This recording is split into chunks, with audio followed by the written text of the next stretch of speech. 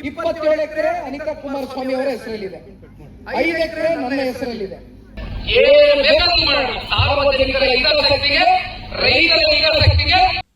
Hi friends, welcome to my YouTube channel insta by Suni.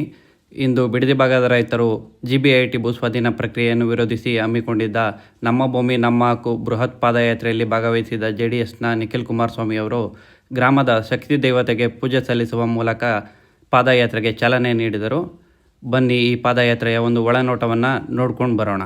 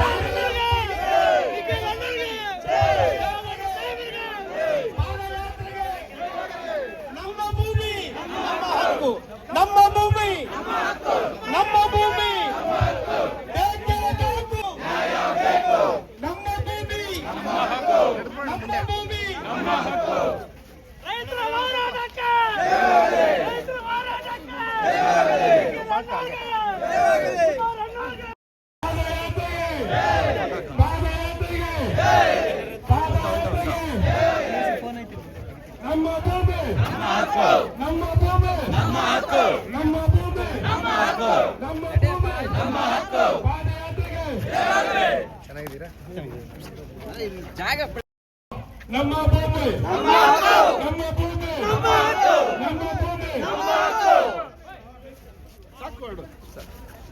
ಬೇಕೇ ಬೇಕು, ನ್ಯಾಯ ಬೇಕು, ಬೇಕೇ ಬೇಕು, ನ್ಯಾಯ ಬೇಕು, ಬೇಕೇ ಬೇಕು, ನ್ಯಾಯ ಬೇಕು, ಬೇಕೇ ಬೇಕು, ನ್ಯಾಯ ಬೇಕು.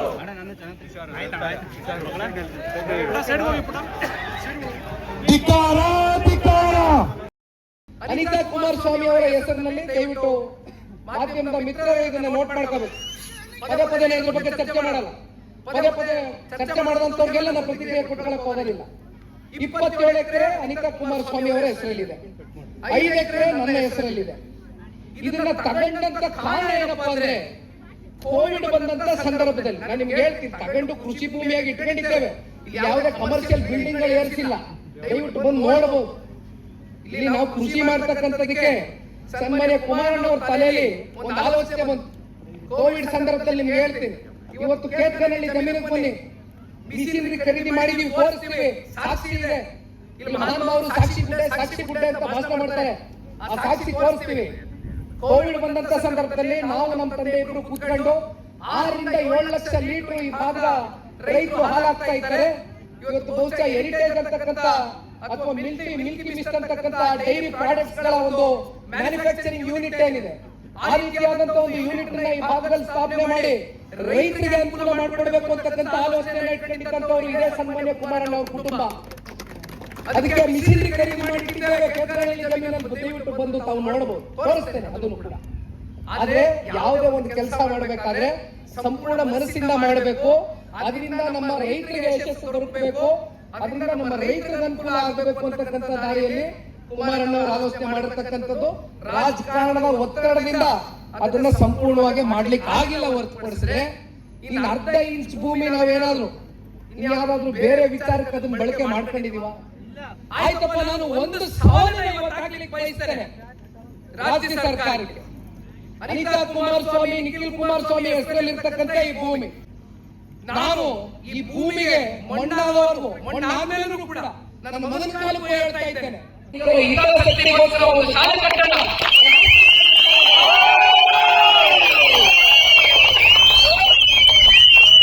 ಒಂದು ವೃದ್ಧಾಶ್ರಮ ಕಟ್ಟೋಣ, ಏನು ಬೇಕಾದ್ರೂ ಮಾಡೋಣ. ಸಾರ್ವಜನಿಕರ ಹಿತಾಸಕ್ತಿಗೆ, ರೈತರ ಹಿತಾಸಕ್ತಿಗೆ ಆ ಭೂಮಿಯನ್ನ ನಿಖಿಲ್ ಕುಮಾರಸ್ವಾಮಿ ಅವರ ಕುಟುಂಬ ಮುಚ್ಚಿಟ್ಟಿದ್ದಾರೆ. ಇವತ್ತು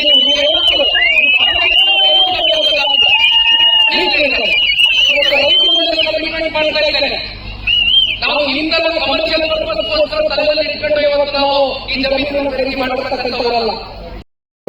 33,500 ಕೋಟಿ ಅಂತಕ್ಕಂಥ ಲಾಭವನ್ನ ಯಾವ ರಿಯಲ್ ಎಸ್ಟೇಟ್ ಕಂಪನಿಗಳು ಪಡೆದುಕೊಂಡಿದ್ದೀರಿ, ಯಾವ ವ್ಯಕ್ತಿಗಳಿಗೆ ಅನುಕೂಲ ಮಾಡಿಕೊಟ್ಟಿದ್ದೀರಿ, ಆ ಅನುಕೂಲದಲ್ಲಿ ನಿಮಗೆ ಬರ್ತಕ್ಕಂಥ ಆದಾಯ ಎಷ್ಟು, ನೀವು ಮಾತಾಡ್ಕೊಂಡಿರ್ತಕ್ಕಂಥ ಪರ್ಸೆಂಟೇಜ್ ಏನು, ಇದನ್ನ ದಯವಿಟ್ಟು ಕೇಳಬೇಕಣ. ನಾವೆಲ್ಲ ಕೂತ್ಕೊಂಡು ಇವತ್ತು ಅಷ್ಟು ಸುಲಭವಾಗಿ ರೈತರು ಬರ್ತಕ್ಕಂಥವ್ರಲ್ಲ.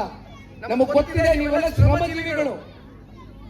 ಅತಿವೃಷ್ಟಿ ಆಗ್ಲಿ ಅನಾವೃಷ್ಟಿ ಆಗ್ಲಿ ನೀವು ಬೇರೆ ಇನ್ಯಾವುದು ವಹಿವಾಟುಗಳು ವ್ಯಾಪಾರಗಳು ಹೋದಂತವ್ರಲ್ಲ, ತಲೆ ಹಾಕ್ತಂತವ್ರಲ್ಲ. ಕಷ್ಟನೋ ಸುಖನೋ ಭೂಮಿತಾಯಿಯನ್ನು ನಂಬ್ಕೊಂಡು ಇವತ್ತು ಬದುಕನ್ನ ಕಟ್ಕೊಂಡಿದ್ದೀರಿ. ಕಣ್ಣಾರೆ ಮಾಡಿದ್ದೇನೆ ನಮ್ಮ ಮಂಜಣ್ಣವ್ರ ಜೊತೆ ನಡಿ ಮಂಜಣ್ಣ ವಾಸ್ತವ ಸ್ಥಿತಿ ಏನಿದೆ ಅಂತಕ್ಕಂಥದ್ದು ನಮ್ಮ ಮಾಧ್ಯಮದ ಮಿತ್ರರನ್ನು ಕೂಡ ಕರ್ಕೊಂಡು ಹೋಗುವಂತ ಬಂದಿದ್ವು.